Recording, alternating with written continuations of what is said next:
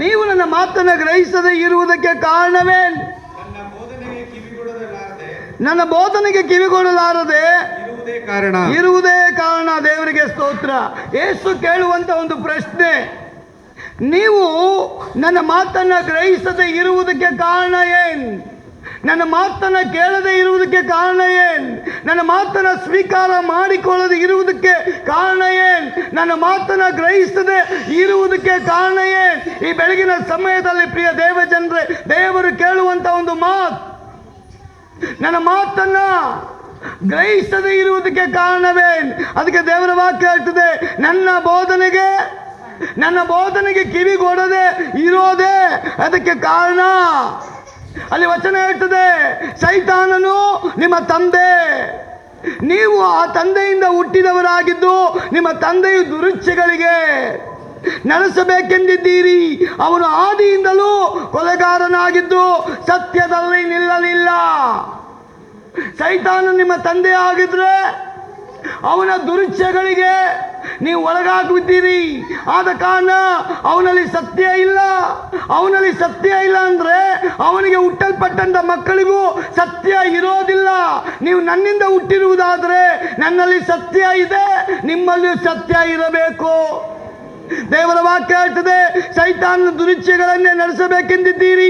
ಅವನು ಆದಿಯಿಂದಲೂ ಕೊಲೆಗಾರನಾಗಿದ್ದು ಸತ್ಯದಲ್ಲಿ ನಿಲ್ಲಲಿಲ್ಲ. ಅವನಲ್ಲಿ ಸತ್ಯವೂ ಇಲ್ಲವೇ ಇಲ್ಲ ಅಂತ ದೇವರ ವಾಕ್ಯ ಹೇಳ್ತದೆ. ದೇವರ ವಿರೋಧಿಯಾಗಿರುವ ಸೈತಾನನ ಬಳಿ ಸತ್ಯ ಇಲ್ಲ, ಸತ್ಯ ಇರೋದಿಲ್ಲ, ಸತ್ಯಕ್ಕೆ ಬದ್ಧನಾಗಲ್ಲ, ಸತ್ಯ ಹೇಳಲ್ಲ, ಸತ್ಯ ಕೇಳಲ್ಲ. ಸತ್ಯಕ್ಕೆ ತದ್ವಿರುದ್ಧವಾಗಿ ಸೈತಾನ್ ಅವನು ನಿಲ್ಲುವವನಾಗಿದ್ದಾನೆ ಅಂತ ಯೇಸು ಸ್ವಾಮಿ ಹೇಳ್ತಾನೆ. ಅವನು ಸುಳ್ಳಾಡುವಾಗ ಸ್ವಭಾವಾನುಸಾರವಾಗಿ ಅವನು ಸುಳ್ಳು ಹೇಳ್ತಾನಂತೆ, ಸತ್ಯ ಹೇಳ್ದಂಗೆ ಹೇಳ್ತಾನಂತೆ. ಅದು ಸುಳ್ಳು ಅಂತ ಅನಿಸೋದೇ ಇಲ್ಲ ಅಂತೆ. ಇವತ್ತು ಕೆಲವರು ಮಾತಾಡಬಹುದು, ಅವರು ಮಾತಾಡುವಾಗ ಆ ಸುಳ್ಳೇ ನಮಗೆ ಸತ್ಯವಾಗಿ ಕಾಣ್ತಾ ಇರ್ತದೆ. ಅದಕ್ಕೆ ದೇವರ ವಾಕ್ಯ ಹೇಳ್ತದೆ, ಅವನು ಆಡುವಾಗ ಹೆಂಗಾಡ್ತಾನೆ ಅಂದ್ರೆ ಸ್ವಭಾವಾನುಸಾರವಾಗಿ. ನಮ್ಮ ಮಕ್ಕಳು 4 ಜನ ಇದ್ರೆ ಆ 4 ಜನರ ಮಾತನ್ನ ನಾವು ಗ್ರಹಿಸ್ಕೊಳ್ತೇವೆ. ಅದರಲ್ಲಿ ಯಾರು ಸತ್ಯ ಹೇಳ್ತಾರೆ, ಯಾರು ಸುಳ್ಳು ಹೇಳ್ತಾರೆ ಅಂತ ತಂದೆ ತಾಯಿಗೆ ಗೊತ್ತಾಗುತ್ತೆ. ಆ ಮಗು ಮಾತಾಡುವಾಗ ತಂದೆ ತಾಯಿಗೆ ಗೊತ್ತಾಗುತ್ತೆ, ಈ ಮಗು ಸತ್ಯ ಹೇಳ್ತಾ ಇಲ್ಲ, ಯಾರ್ದೋ ಮಾತು ಕೇಳ್ಕೊಂಡ್ಬಂದು ಸುಳ್ಳು ಹೇಳ್ತಾ ಇದೆ. ಅವಾಗ ತಂದೆ ತಾಯಿ ಏನ್ ಮಾಡ್ತಾರೆ, ಮಗು ಇದನ್ನು ಆಡಬೇಡ, ಇದು ಸುಳ್ಳು, ಇದು ತದ್ವಿರುದ್ಧ, ನಾವು ಸತ್ಯವನ್ನು ಹೇಳಬೇಕು. ಕದ್ದಿದ್ದೀನಿ,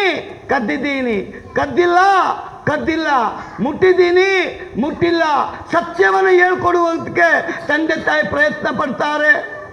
ದೇವರ ವಾಕ್ಯ ಹೇಳ್ತದೆ, ಯೇಸು ಸ್ವಾಮಿ ಹೇಳ್ತಾನೆ, ಪ್ರಿಯ ಸಹೋದರಿಯೇ, ನೀವು ನನ್ನ ಮಾತನ್ನು ಗ್ರಹಿಸದೆ ಇರುವುದಕ್ಕೆ ಕಾರಣ ಏನು? ಸುಳ್ಳುಗಾರನ ಹಿಂದೆ ಹೋದ್ರೆ, ಅಸತ್ಯದ ಹಿಂದೆ ಹೋದ್ರೆ, ದುಷ್ಟನ ಆತ್ಮನ ಹಿಂದೆ ಹೋದ್ರೆ ನಮ್ಮಲ್ಲಿ ಸತ್ಯ ನೆಲೆಗೊಳ್ಳಲ್ಲ. ಯೇಸುವಿನ ಹಿಂದೆ ಹೋದರೆ ಮಾತ್ರ ನಮ್ಮ ಒಳಗಡೆ ಸತ್ಯ ನಿಲ್ಲುತ್ತೆ. ಸತ್ಯಕ್ಕೆ ಅನುಗುಣವಾಗಿ ನಡಿಲಿಕ್ಕೆ ಸಾಧ್ಯ. ಯಾಕಂದ್ರೆ ಸೈತಾನನು ದುರುಚ್ಛೆಗಳಿಗೆ ಒಳಗಾಗಿದ್ದಾನೆ, ಅವನು ಸುಳ್ಳುಗಾರನಾಗಿದ್ದಾನೆ, ಅವನು ಕೊಲೆಗಾರನಾಗಿದ್ದಾನೆ, ಅವನು ಮೋಸಗಾರನಾಗಿದ್ದಾನೆ, ಅವನು ದೇವರಿಗೆ ವಿರುದ್ಧವಾಗಿ ಚಾಡಿಯನ್ನ ತಂದಾಕುವವನಾಗಿದ್ದಾನಲ್ಲ. ಅವನು ಹುಟ್ಟಿದ್ದೀರಾ ಅಂತ ದೇವರು ಕೇಳ್ತಾನೆ. ನಾವು ಅವನಿಗೆ ಹುಟ್ಟಿಲ್ಲ ಅಂದರೆ ನಮ್ಮ ಒಳಗಡೆ ಸತ್ಯ ಇರಬೇಕು. ಅವನಿಗೆ ಹುಟ್ಟಿಲ್ಲ ಅಂದರೆ ನಮ್ಮಲ್ಲಿ ನೀತಿ ಇರಬೇಕು. ಅವನಿಗೆ ಹುಟ್ಟಿಲ್ಲ ಅಂದರೆ ನಮ್ಮಲ್ಲಿ ಧರ್ಮ ಇರಬೇಕು. ಅವನಿಗೆ ಹುಟ್ಟಿಲ್ಲ ಅಂದರೆ ಯೇಸುವಿನ ಮಾರ್ಗದಲ್ಲಿ ನಡೆಯತಕ್ಕವರಾಗಿ ನಾವಿರಬೇಕು ಅಂತ ಸತ್ಯವೇದ ಹೇಳ್ತದೆ. ಪ್ರಿಯ ಸಹೋದರಿ, ಆ ದೇವರ ವಾಕ್ಯ ಹೇಳ್ತದೆ, ನಾನು ಸತ್ಯವನ್ನು ಹೇಳುವವನಾಗಿರುವುದರಿಂದ ನೀವು ನನ್ನನ್ನು ನಂಬುವುದಿಲ್ಲ ಅಂತ ಯೇಸು ಸ್ವಾಮಿ ಹೇಳ್ತಾನೆ. ಸುಳ್ಳೇ ನಿಮಗೆ ಜೇನುತುಪ್ಪ ಆಗಿದೆಯಲ್ಲ, ಸುಳ್ಳು ಕೇಳಕ್ಕೆ ಆತುರದಿಂದಿದ್ದೀರಲ್ಲ, ಸುಳ್ಳು ಮಾತಾಡೋಕ್ಕೆ ಆತುರದಿಂದಿದ್ದೀರಲ್ಲ, ಸುಳ್ಳ ನಿಂಬಾಲಿಸೋಕ್ಕೆ ಆತುರದಿಂದಿದ್ದೀರಲ್ಲ, ಸತ್ಯ ಬೇಡವಾ ನಿಮಗೆ? ಯೇಸು ಹೇಳ್ತಾನೆ, ಅವನಲ್ಲಿ ಸತ್ಯ ಇಲ್ಲ, ನನ್ನಲ್ಲಿ ಸತ್ಯ ಇದೆ. ನಾನು ಸತ್ಯವನ್ನು ಹೇಳುವಾಗ ನಂಬೋದಿಲ್ವಲ್ಲ ನೀವು, ಕೇಳೋದಿಲ್ವಲ್ಲ ನೀವು, ಅಂಗೀಕರಿಸೋದಿಲ್ವಲ್ಲ ನೀವು.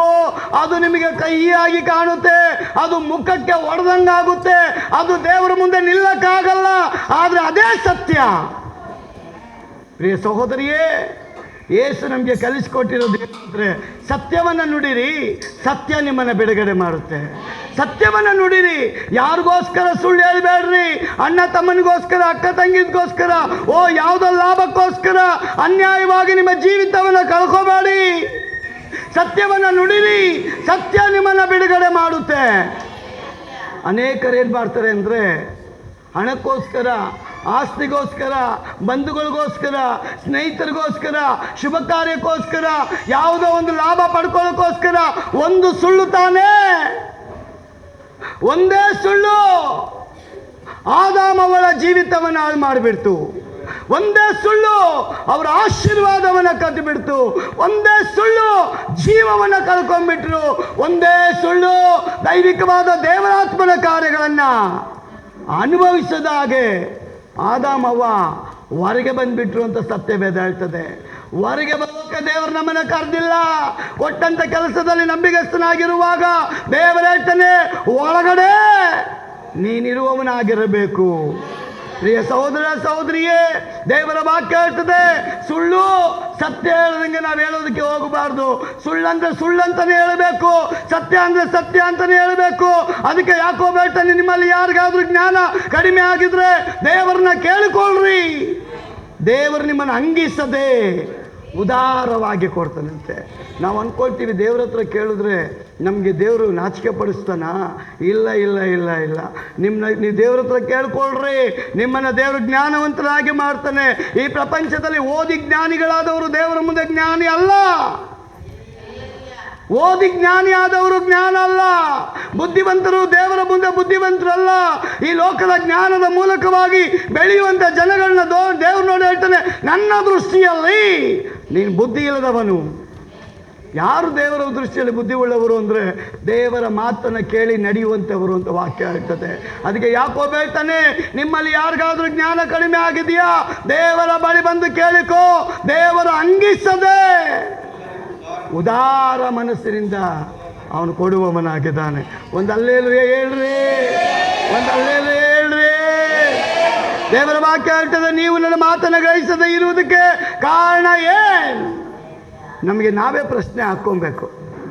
ಹೌದಲ್ಲ, ಪ್ರಾರ್ಥನೆ ಮಾಡಬೇಕು, ನಾನು ಮಾಡ್ತಾ ಇಲ್ವಲ್ಲ. ಆರಾಧನೆಗೆ ಹೋಗ್ಬೇಕು, ನಾನು ಹೋಗ್ತಾ ಇಲ್ವಲ್ಲ. ದೇವರ ನಿಯಮಗಳನ್ನ ಪಾಲಿಸಬೇಕು, ನಾನು ಪಾಲನೆ ಮಾಡ್ತಾ ಇಲ್ವಲ್ಲ. ಇದಕ್ಕೆ ಯಾರು ಅಡ್ಡಿ? ದೇವರ ಆಜ್ಞೆಗಳಿಗೆ ಅಡ್ಡಿಯಾಗಿ ಯಾರಿದ್ದಾರೆ? ಆ ಸುಳ್ಳಿನ ಪಿತ ಸೈತಾನನಿದ್ದಾನ? ಆಲಸ್ಯ ತರ್ತಾ ಇದ್ದಾನ? ನಂಬಿಕೆ ಕಡಿಮೆ ಮಾಡ್ತಾ ಇದ್ದಾನ? ವಿಶ್ವಾಸ ಕಡಿಮೆ ಮಾಡ್ತಾ ಇದ್ದಾನ? ಭಯಭಕ್ತಿಯನ್ನು ಕಡಿಮೆ ಮಾಡ್ತಾ ಇದ್ದಾನ? ಆ ಜ್ಞಾನ ದೇವರು ನಮಗೆ ಕೊಟ್ಟಾಗ ಅರಿಯಲ್ಪಟ್ಟವರಾದ ನಾವು ಒಂದು ವೇಳೆ ನಡೆಯದೆ ಹೋದ ನಿಮಿತ್ತ ಯೇಸು ಹೇಳ್ತಾನೆ, ನನ್ನ ಬೋಧನೆಗೆ ಕಿವಿಗೊಡಲಾರದೆ ಇರುವುದೇ ಕಾರಣ. ನನ್ನ ಮಾತುಗಳು ಯಾಕೆ ನಿಮ್ಮ ಒಳಗೆ ಹೋಗ್ತಾ ಇಲ್ಲ ಅಂದರೆ, ನನ್ನ ಬೋಧನೆಗೆ ನೀವು ಕಿವಿಗೊಡದೆ ಹೋದ ನಿಮಿತ್ತ ನನ್ನ ಮಾತುಗಳು ನಿಮ್ಮ ಹೃದಯದ ಒಳಗೆ ಪ್ರವೇಶ ಮಾಡ್ತಾ ಇಲ್ಲ. ಪ್ರಿಯ ಸಹೋದರಿಯೇ, ಆದಾಮವ್ವ ಸೈತಾನನ ಮಾತನ್ನು ಕೇಳಿ ಅವಿಧೇಯರಾದ ನಿಮಿತ್ತವಾಗಿ ಅವರ ಒಳಗಡೆ ಭಯ ಬಂದಿದೆ, ನಾಚಿಕೆ ಬಂದಿದೆ. ಭಯ ಮತ್ತು ನಾಚಿಕೆ ಅವರ ಒಳಗೆ ಪ್ರವೇಶ ಮಾಡಲ್ಪಡ್ತು. ದೇವರ ವಾಕ್ಯ ಹೇಳ್ತದೆ, ನಾನು ತಪ್ಪು ಮಾಡುವಾಗ ನನ್ನ ತಲೆ ತಗ್ಗಲ್ಪಡುತ್ತಂತೆ, ತಪ್ಪು ಮಾಡದೆ ಹೋದಾಗ ನನ್ನ ತಲೆ ದೇವರ ಮುಂದೆ ಎತ್ತಲ್ಪಡುತ್ತೆ. ಅದಕ್ಕೆ ಯೇಸು ಸ್ವಾಮಿ ಹೇಳ್ತಾನೆ, ನೀವು ನನ್ನ ಮಾತನ್ನ ಗ್ರಹಿಸದೆ ಇರುವುದಕ್ಕೆ ಕಾರಣವೇ, ನನ್ನ ಬೋಧನೆಗೆ ಕಿವಿಗೊಡಲಾರದೆ ಇರುವುದೇ ಕಾರಣ. ಸೈತಾನನು ನಿಮ್ಮ ತಂದೆ, ನೀವು ಆ ತಂದೆಯ ಹುಟ್ಟಿದವರಾಗಿದ್ದು ನಿಮ್ಮ ತಂದೆಯ ದುರುಚಿಗಳನ್ನೇ ನಡೆಸಬೇಕೆಂದಿದ್ದೀರಾ. ಪ್ರಿಯ ಸಹೋದರಿಯೇ, ದೇವರ ವಾಕ್ಯ ಹೇಳ್ತದೆ, ಅವನು ಸುಳ್ಳುಗಾರನು, ಸುಳ್ಳಿಗೆ ಮೂಲ ಪುರುಷನಾಗಿದ್ದಾನೆ. ನಾನು ಸತ್ಯವನ್ನು ಹೇಳುವವನಾಗಿರುವುದರಿಂದ ನೀವು ನನ್ನನ್ನು ನಂಬುವುದಿಲ್ಲ. ನನ್ನಲ್ಲಿ ಪಾಪವನ್ನು ತೋರಿಸಿಕೊಡುವವರು ನನ್ನಲ್ಲಿ ಪಾಪವನ್ನು ತೋರಿಸಿಕೊಡುವವರು ನಿಮ್ಮೊಳಗೆ ಯಾರಿದ್ದಾರೆ? ನಿಮ್ಮೊಳಗೆ ಯಾರಿದ್ದಾರೆ? ನಾನು ಸತ್ಯವನ್ನು ಹೇಳುವವನಾಗಿರುವುದರಲ್ಲಿ ನಾನು ಸತ್ಯವನ್ನು ಹೇಳುವವನಾಗಿರುವಲ್ಲಿ ನೀವು ನನ್ನ ಮಾತನ್ನು ನಂಬದೇ ಇರುವುದೇ ಯಾಕೆ? ಮಗುಗೆ ಕೇಳ್ದಂಗೆ ಯೇಸು ಸ್ವಾಮಿ ಜನಗಳಿಗೆ ಕುಂಡಿಸ್ಕೊಂಡು ಕೇಳ್ತಾ ಇದ್ದಾನೆ. ಆಲಯದಲ್ಲಿ ದೇವರ ವಾಕ್ಯವನ್ನು ಕೇಳುವಂತ ಪ್ರಿಯ ದೇವಜನರೇ, ದೇವರ ವಾಕ್ಯ ಹೇಳ್ತದೆ, ನನ್ನಲ್ಲಿ ಪಾಪವನ್ನು ತೋರಿಸಿಕೊಡುವವರು ನಿಮ್ಮಲ್ಲಿ ಯಾರಿದ್ದೀರಾ? ನಾನು ಸತ್ಯವನ್ನು ಹೇಳುವವನಾಗಿರುವಲ್ಲಿ ನೀವು ನನ್ನ ಮಾತನ್ನು ನಂಬದೇ ಇರುವುದು ಯಾಕೆ?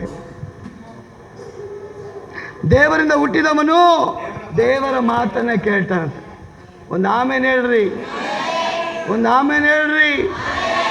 ನಾನು ಯೇಸುವಿನ ರಕ್ತದಲ್ಲಿ ತೊಳೆಯಲ್ಪಟ್ಟು ಅವನ ಮೂಲಕವಾಗಿ ಪರಿಶುದ್ಧಾತ್ಮನಿಂದ ಹುಟ್ಟಲ್ಪಟ್ಟಿದ್ರೆ ನಾನು ಯೇಸುವಿನ ಮಾತನ್ನು ಕೇಳ್ತೇನೆ. ನನ್ನ ಒಳಗಡೆ ಯಾವ ರಕ್ತ ಹರಿತಾ ಇದೆ? ಧೈರ್ಯವಾಗಿ ಹೇಳ್ರಿ. ಎಷ್ಟು ಜನ ಬಿಲೀವ್ ಮಾಡ್ತಾರೆ ನನ್ನ ಬ್ಲಡ್ ಯೇಸು ಕ್ರಿಸ್ತನ ಬ್ಲಡ್? ನನ್ನಲ್ಲಿ ಯಾರ ರಕ್ತ ಹರಿತಾ ಇದೆ? ನನ್ನಲ್ಲಿ ಯಾರ ರಕ್ತ ಹರಿತಾ ಇದೆ? ನನ್ನಲ್ಲಿ ಯಾರ ರಕ್ತ ಹರಿತಾ ಇದೆ? ನನ್ನಲ್ಲಿ ಯಾರ ರಕ್ತ ಹರಿತಾ ಇದೆ? ಯೇಸುವಿನ ರಕ್ತ ಹರಿಯಲ್ಪಡುವವರೇ. ಯೇಸು ಕೇಳ್ತಾನೆ, ನನ್ನ ಮಾತನ್ನು ಯಾಕೆ ಕೇಳ್ತಾ ಇಲ್ಲ? ಗಂಡ ಹೆಂಡತಿಗೆ ಜಗಳ, ಮಗು ಮಾತು ಚೆನ್ನಾಗಿ ಕೇಳ್ತಾ ಇತ್ತು ಅಂದರೆ ಗಂಡ ಹೇಳ್ತಾನೆ ನನಗೆ ಹುಟ್ಟಿರೋದು ಅಂತ. ಮಾತೇ ಕೇಳಲಿಲ್ಲ ಅಂದರೆ ಅವ್ರಂತಾನೆ ನಿಮ್ಮ ತಾತನ ಮೇಲೆ ಹೋಗೈತೆ ಮಗು, ಇಲ್ಲ ನಿಮ್ಮ ಅಮ್ಮನ ಮೇಲೆ ಹೋಗೈತೆ, ನಿಮ್ಮ ನೆಂಟರ ಮೇಲೆ ಹೋಗೈತೆ ಅಂತ. ನಾವು ಒಳ್ಳೆ ಕೆಲಸ ಮಾಡಿಬಿಟ್ರೆ ನನ್ನ ಮೇಲೆ ಅನ್ನೋದು, ಕೆಟ್ಟ ಕೆಲಸ ಮಾಡಿಬಿಟ್ರೆ ನನಗೆ ಹುಟ್ಟಿಲ್ಲ ಅನ್ನೋದು.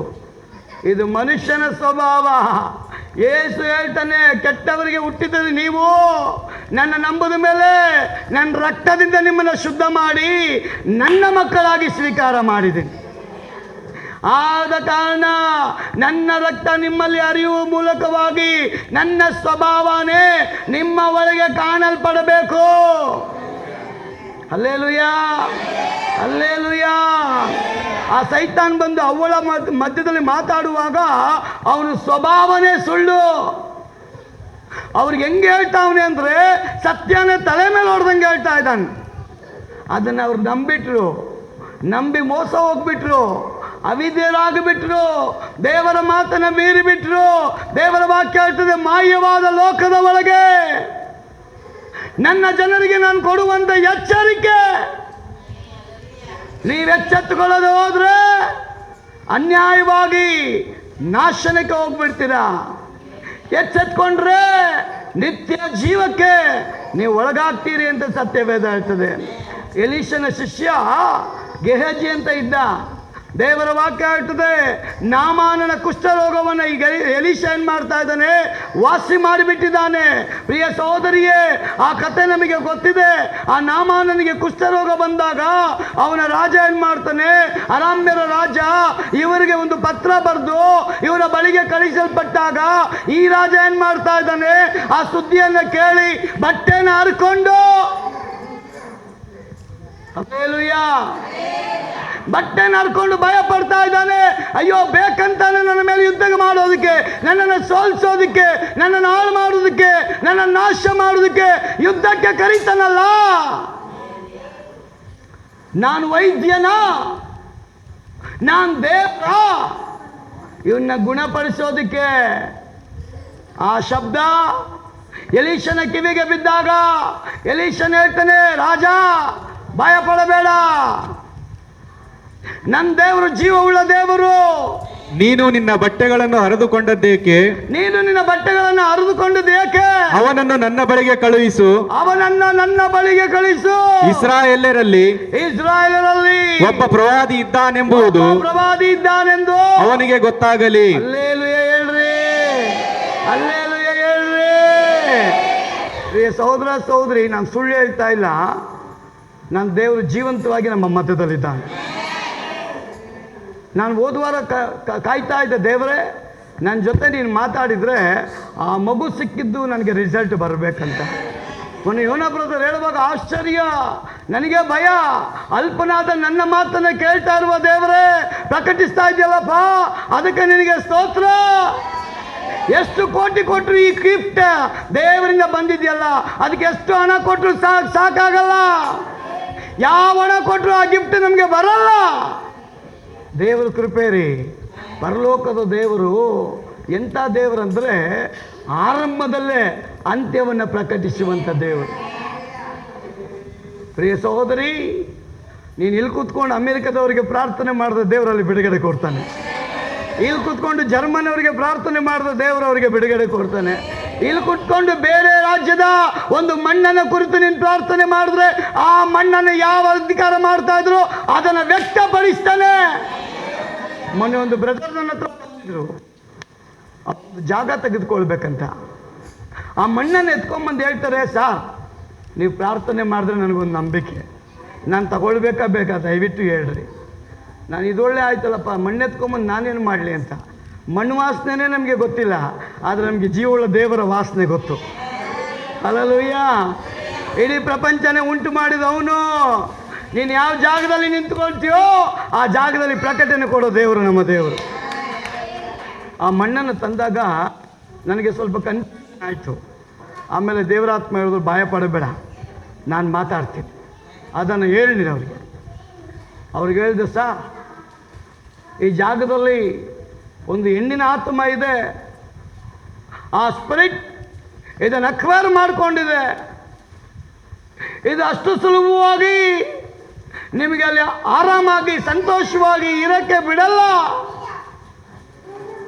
ಒಂದೇ ಭಯ, ಅವರು ಯಾರಂತ ದೇವರು ಹೇಳಿದ್ರು, ಯಾವ ಜಾತಿ ಅಂತ ದೇವರು ಹೇಳಿದ್ರು, ಯಾರ ಮೇಲೆ ಬರುತ್ತೆ ಅಂತ ದೇವರು ಹೇಳಿದ್ರು. ಆ ವ್ಯಕ್ತಿಗೆ ಆಶ್ಚರ್ಯ. ಅವ್ರು ನನ್ನ ಮುಂದೆನೇ ಫೋನ್ ಮಾಡಿ ಕೇಳ್ತಾರೆ. ಅವ್ರು ಹೇಳ್ತಾರೆ, ಎಸ್ ನೀವು ಹೇಳೋ ಜಾತಿಯವರೇ ಇವರು, ನೀವು ಹೇಳಂಥ ಜಾತಿಯವರೇ ಈ ಜಾಗದ ಓನರ್. ನೀವು ಹೇಳಿದ್ರಲ್ಲ ಅವರ ಮೇಲೆ ಆ ಒಂದು ದೇವರು ಅನ್ನುವಂಥದ್ದು ಅವ್ರ ಮೇಲೆ ಬರುತ್ತೆ. ನೀವು ಹೇಳಿದ್ದು ಕರೆಕ್ಟ್ ಅಂತ ಹೇಳುವಾಗ ಇವರಿಗೆ ಒಂದು ಭಯ. ಇನ್ನೊಂದು ಜಾಗಕ್ಕೆ ಹೋಗ್ತಾರೆ, ಆ ಜಾಗನೂ ಇದೇ ಅಕ್ವೈರ್ ಮಾಡಿಕೊಂಡಿದೆ. ಪ್ರಿಯ ಸಹೋದರಿಯೇ, ಆರಂಭದಲ್ಲಿ ಅಂತ್ಯವನ್ನು ಪ್ರಕಟಿಸುವ ದೇವರನ್ನು ಆರಾಧನೆ ಮಾಡ್ತಾ ಇದ್ದೀರಾ. ಸತ್ಯವನ್ನು ನುಡಿರಿ. ನಿಮ್ಮ ಪರವಾಗಿ ದೇವರು ನಿಂತ್ಕೊಳ್ತಾನೆ. ಸುಳ್ಳು ಹೇಳಿದ್ರೆ ಸೈತಾನ್ ನಿಂತ್ಕೊಳ್ತಾನ್ರಿ. ಸತ್ಯವನ್ನು ನುಡಿದ್ರೆ ದೇವಾದಿ ದೇವನ ಇಳಿದು ಬಂದು ನಿಂತ್ಕೊಳ್ತಾನಂತೆ. ಎಲೀಷಾ ಆ ರಾಜನಿಗೆ ಹೇಳ್ತಾನೆ, ಭಯ ಪಡಬೇಡ. ಇಸ್ರಾಯೇಲರಲ್ಲಿ ದೇವರನ್ನ ಆರಾಧನೆ ಮಾಡುವಂಥವರು, ದೇವರೊಂದಿಗೆ ಮಾತನಾಡುವಂಥವರು, ದೇವರ ಜೊತೆ ಕಮ್ಯುನಿಕೇಶನ್ ಇರುವಂಥವರು, ದೇವರ ಸ್ವರ ಕೇಳುವಂಥವರು ಒಬ್ಬ ಪ್ರವಾದಿ ಇದ್ದಾನೆ ಅಂತ ಪ್ರಪಂಚಕ್ಕೆ ಗೊತ್ತಾಗಲಿ. ರಾಜ, ನೀನು ಭಯ ಪಡಬೇಡ. ನಿನ್ನ ದೇವರ ಮೇಲೆ ನಿನಗೆ ಕಾನ್ಫಿಡೆನ್ಸ್ ಇದ್ರೆ ಅವನಿಗೆ ಸವಾಲುಂಟು, ನನ್ನ ಬಳಿಗೆ ಕಳಿಸು. ನಾನು ವೈದ್ಯನಲ್ಲ, ನಮ್ಮ ದೇವಾದಿ ದೇವನು ವೈದ್ಯ. ನಾನು ವೈದ್ಯನಲ್ಲ, ನಾನು ಆರಾಧನೆ ಮಾಡುವಂಥ ದೇವರು ವೈದ್ಯನು. ಮೊನ್ನೆ ಬೆಂಗಳೂರಿನಲ್ಲಿ ಒಂದು ಸಹೋದರಿಗೆ ಪರ್ಸ್ನಲ್ ಪ್ರಾಬ್ಲಮ್ ಇತ್ತು. ಅವ್ರ ತಾಯಿ ಹೇಳ್ತಾರೆ, ಬ್ರದರ್ ನನ್ನ ಮಗಳ ನೋವಿಂದ ತಡ್ಕೊಳಕ್ಕಾಗ್ತಾ ಇಲ್ಲ, ದಯವಿಟ್ಟು ಪ್ರಾರ್ಥನೆ ಮಾಡ್ತೀರಾ? ನಾನು ಪ್ರಾರ್ಥನೆ ಮಾಡಿ ಹೇಳಿದೆ, ಸಿಸ್ಟರ್ 3 days ಆ ನೋವಿರ್ತದೆ. ಆಫ್ಟರ್ 3 days ಆದಮೇಲೆ ಆ ನೋವಿರಲ್ಲ. ಅವ್ರ ಮನೆ ಫೋನಲ್ಲಿ ಹೇಳ್ತಾರೆ, ನೀವು ಹೇಳ್ದಂಗೆ ಪಾಸ್ಟರ್ 3ನೇ ದಿನ ಆಗ್ತಾ ಇದ್ದಂಗೆ ನೋವು ಎಲ್ಲೋಯ್ತು ಗೊತ್ತಿಲ್ಲ, ನನ್ನ ಮಗಳು ಈಗ complete free, complete heal, complete ಆಗಿ ಚೇಂಜ್ ಆಗಿದ್ದಾಳೆ. ಇದಕ್ಕೆ ಕಾರಣ ಏನು? ನಾವು ಆರಾಧನೆ ಮಾಡುವಂಥ ದೇವರು. ನಮ್ಮ ಬಳಿ ಇರುವಂಥ ದೇವರು ಸಾಧ್ಯ ಅಂತ ಹೇಳ್ತಾನೆ. ಲೋಕದ ದೇವರು ಹೇಳ್ತಾನೆ ಅಸಾಧ್ಯ ಅಂತ. ನೀವು ಆರಾಧನೆ ಮಾಡೋ ದೇವರು ಹೇಳ್ತಾನೆ, ಮಗಳೇ ಮಗನೇ ಇದು ಸಾಧ್ಯ, ನನ್ನಿಂದ ಇದು ಸಾಧ್ಯ. ನೀನು ನಂಬಿದ್ರೆ ದೇವರ ಮಹಿಮೆನ ನೋಡ್ತೀಯ. ಎಲೀಷಾ ಹೇಳ್ತಾನೆ, ಕಳಿಸು. ಆ ನಾಮಾನನು ಬಂದಾಗ ಅವನು ಹೇಳ್ತಾನೆ, ಹೋಗಿ 7 ಸಲ ನೀರಿನಲ್ಲಿ ಮುಳುಗಿ ಎದ್ದೇಳಬೇಕು. ಆರಂಭದಲ್ಲಿ ಕಷ್ಟ, ನಂಬೋದು ಕಷ್ಟನೇ. ಅದಕ್ಕೆ ಯೇಸು ಹೇಳ್ತಾನೆ, ಸುಳ್ಳನ್ನು ಅಷ್ಟು ಈಸಿಯಾಗಿ ನಂಬ್ತಿರಲ್ಲ ನೀವು, ಸತ್ಯನ ಹೇಳ್ತೀನಿ ನೀವು ನಂಬಲ್ವಲ್ಲ. ಇದಕ್ಕೆ ಕಾರಣ ಏನು? ಇದಕ್ಕೆ ಕಾರಣ ನನ್ನ ಬೋಧನೆ ನಿಮ್ಮ ಒಳಗಡೆ ಹೋಗದೇ ಇರೋದೇ ಕಾರಣ. ಸೈತಾನನ ಬೋಧನೆ ನಿಮ್ಮ ಒಳಗೆ ಹೋಗ್ತಾ ಇದೆಯಲ್ಲ, ನನ್ನ ಬೋಧನೆ ಯಾಕೆ ಹೋಗ್ತಾ ಇಲ್ಲ? ಅದಕ್ಕೆ ಅಡ್ಡಿಯಾ? ಅವನು ಕೇಳ್ತಾನೆ, ಅದಕ್ಕೆ ಅಡ್ಡಿಯಾ? ಸೈತಾನನು ಸುಳ್ಳುಗಾರ, ಕೊಲೆಗಾರ, ಮೋಸಗಾರ, ನನಗೆ ವಿರುದ್ಧವಾಗಿ ನಿಲ್ಲಿಸುವವನು. ಅವನ ಮಾತನ್ನು ಬಿಟ್ಟು ಸತ್ಯವನ್ನು ಕೇಳ್ರಿ, ಜೀವ ಬರುತ್ತೆ ನಿಮಗೆ. ಪ್ರಿಯ ಸಹೋದರಿ, ಎಲೀಷ ನಾಮಾನನಿಗೆ ಹೇಳ್ತಾನೆ, ಜೀವ ಬೇಕಾ, ಆರೋಗ್ಯ ಬೇಕಾ, ನಾನು ಹೇಳಿದ್ನ ಮಾಡೋ. ಅವನು ಜಾಸ್ತಿ ಮಾತಾಡಲೇ ಇಲ್ಲ. ಪ್ರಿಯ ಸಹೋದರಿ, ದೇವರ ವಾಕ್ಯ ಹೇಳ್ತದೆ, ಆಲ್ರೆಡಿ ನಾಮಾನ್ ಎಲೀಷನ ಮೂಲಕ ಒಂದು ವೇಳೆ ಗುಣವಾದರೆ ಅವನಿಗೆ ಉಡುಗೊರೆ ಕೊಡುವುದಕ್ಕೋಸ್ಕರ, ಗಿಫ್ಟ್ ಕೊಡುವುದಕ್ಕೋಸ್ಕರ, ಒಂದು ಫೀಸ್ ಕೊಡುವುದಕ್ಕೋಸ್ಕರ ಚಿನ್ನ, ಬೆಳ್ಳಿ, ವಜ್ರ, ಮುತ್ತುಗಳನ್ನು ಅಡ್ವಾನ್ಸ್ ಆಗಿ ಎತ್ಕೊಂಡು ಬಂದಿದ್ದಾನೆ. ಅವೆಲ್ಲ ಒಂದು ಕಡೆ ಸ್ಟಾಕ್ ಮಾಡಿಟ್ಟಿದ್ದಾನೆ. ಫಸ್ಟ್ ಬಿಡುಗಡೆ ಆಗಲಿ, ಬಿಡುಗಡೆ ಆಗಿದ್ದೇ ಆದಲ್ಲಿ ಅವನನ್ನು ನಾನು ಘನಪಡಿಸಬೇಕು ಅಂತ ರಾಜಾಜ್ಞೆ ಪಡೆದುಕೊಂಡು ಎಲ್ಲ ಉಡುಗೊರೆಗಳನ್ನ ಎತ್ಕೊಂಡು ಬಂದಿದ್ದಾನೆ. ಎಲೀಷನ ಮಾತು ಕೇಳಿ ಮೊದಲು ಇವನಿಗೆ ಡಿಸ್ಕರೇಜ್ ಆಗೋಯ್ತು. ಅಯ್ಯೋ, ಇವನು ಹೇಳುವಂಥ ನೀರಲ್ಲಿ ಹೋಗಿ ಮುಳುಗೋದಾದರೆ ನಮ್ಮ ದೇಶದಲ್ಲಿ ನಾನು ಮುಳುಗಬಹುದಾಗಿತ್ತಲ್ಲ. ಈ ರಾಜ್ಯದಲ್ಲಿರುವಂಥ ಹೊಳೆಗಳಿಗಿಂತ, ನದಿಗಳಿಗಿಂತ ನಮ್ಮಲ್ಲಿ ಅಧಿಕವಾಗಿದೆಯಲ್ಲ. ಪ್ರಿಯ ಸಹೋದರಿಯೇ, ಯಾರ ಬಾಯಿಂದ ದೇವ್ರ ಮಾತು ಬರಬೇಕು, ಬರುವಾಗಲೇ ಬಿಡುಗಡೆ, ಬರುವಾಗಲೇ ಅದ್ಭುತ, ಬರುವಾಗಲೇ ಸ್ವಸ್ಥತೆ, ಬರುವಾಗಲೇ ಸೂಚಕ ಕಾರ್ಯ ಎಲೀಷನ ಬಾಯಿಂದ ಬರಬೇಕಾಗಿತ್ತು. ಅದಕ್ಕೆ ನಾಮಾನನ ಕುಷ್ಠ ಯಾವ ಮನುಷ್ಯನಿಗೂ ಅದು ಸ್ಪಂದಿಸಿಲ್ಲ. ಯಾವ ಆಯುರ್ವೇದಿಕ್ ಆಗಿರ್ಬೋದು, ಹೋಮಿಯೋಪತಿ ಆಗಿರ್ಬೋದು, ಯಾವುದೇ ಇಂಗ್ಲಿಷ್ ಮೆಡಿಸಿನ್ ಆಗಿರ್ಬೋದು, ಆ ರಾಜ್ಯದ ಎಲ್ಲ ವೈದ್ಯರಿಂದ ಔಷಧಿ ತಗೊಂಡಿದ್ರು, ಆತನಿಗೆ ಬಿಡುಗಡೆ ಆಗಿಲ್ಲ. ದೇವರ ನಾಮ ಮಹಿಮೆ ಹೊಂದಬೇಕಾಗಿತ್ತಲ್ಲ, ಸತ್ಯ ಹೊರಗೆ ಬರಬೇಕಾಗಿತ್ತಲ್ಲ, ಜೀವವುಳ್ಳ ದೇವರು ಯಾರಂತ ಗೊತ್ತಾಗಬೇಕಾಗಿತ್ತಲ್ಲ. ಅದರ ಪರಿಣಾಮ ದೇವರ ಆ ದಿನವನ್ನು ಗೊತ್ತು ಮಾಡಿದ. ಸತ್ಯವೇದ ಹೇಳ್ತದೆ, ನಾಮಾನನ ಶಿಷ್ಯ, ಅಯ್ಯ ಡಾಕ್ಟರ್ ಹೇಳಿದ್ದೆ ನೀನು ಕೇಳಲ್ವಾ? ಆಗ ಈ ಪ್ರವಾದಿ ಹೇಳೋ ಮಾತನ್ನು ನೀನು ಕೇಳು. ಯಾರು ಗೊತ್ತು ಏನು ಚಮತ್ಕಾರ ಆಗುತ್ತೋ ಗೊತ್ತಿಲ್ಲ.